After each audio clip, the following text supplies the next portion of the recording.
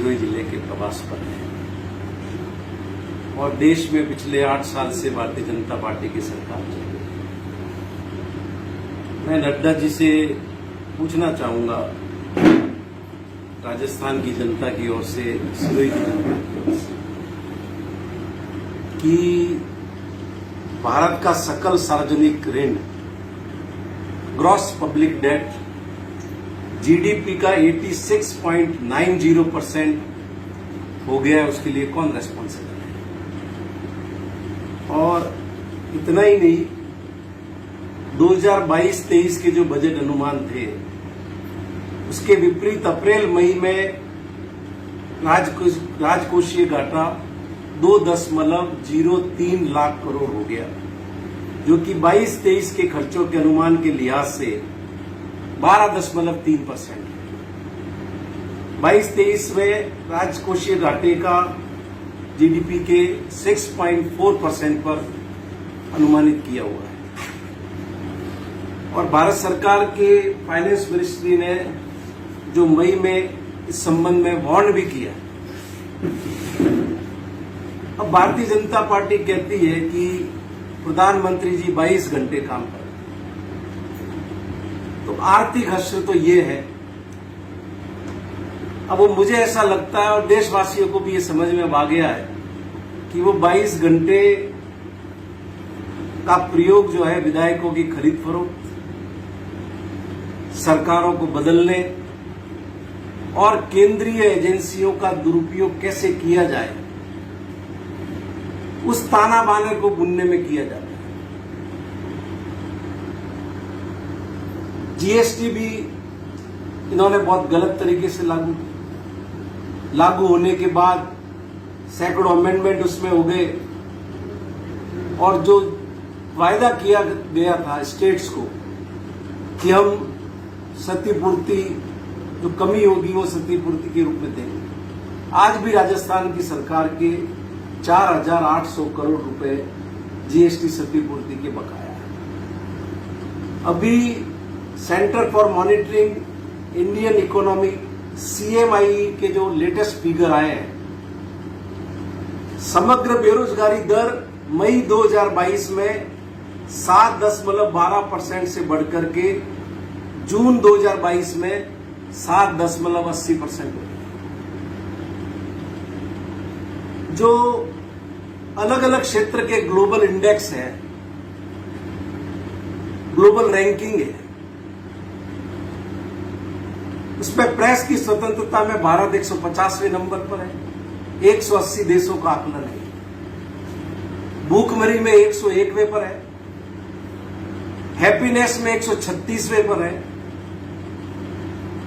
मानव विकास में 131वें पे है, नागरिक स्वतंत्रता में 119वें पे है और प्रजातांत्रिक मतदान व्यवस्था पे 100वें स्थान पर।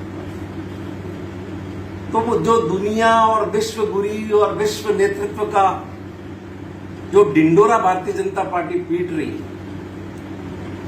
उसके वास्तविक तथ्य ये है, रुपया डॉलर के मुकाबले बुरी तरह वंदे मुक्त लगातार गिर रहा है। रेल के हर तरह के टिकट महंगे हो गए, यहां तक कि प्लेटफॉर्म का टिकट भी इतना महंगा हो गया कि साधारण आदमी तो ले नहीं सकता। आपने और हमने सबने देखा कि किस तरह से स्वदेशी जागरण मंच काम करता था और होली जलाया करता था। आज हर क्षेत्र को ये विदेशियों के लिए खोल रहा है।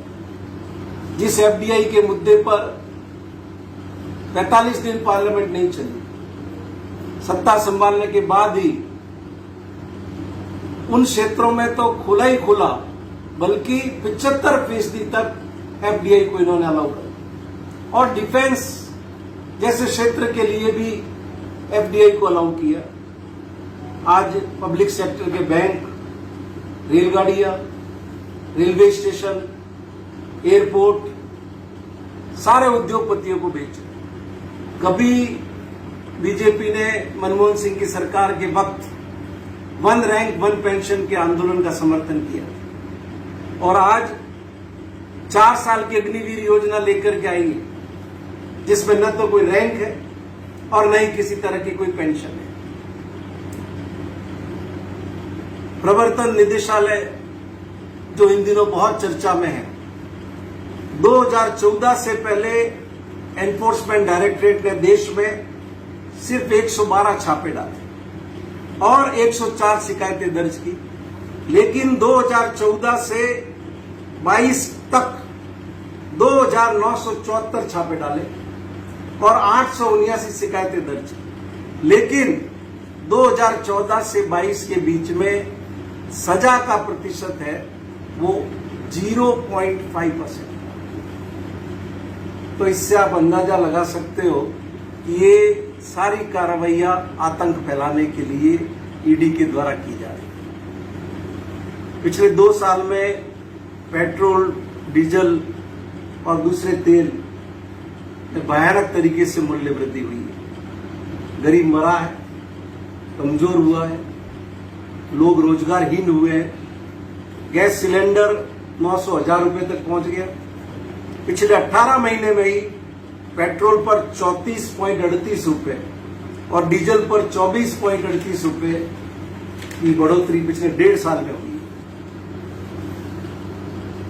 सेना के अंदर 2020-21 में कोई भर्ती नहीं हुई, 2021-22 में कोई भर्ती नहीं हुई।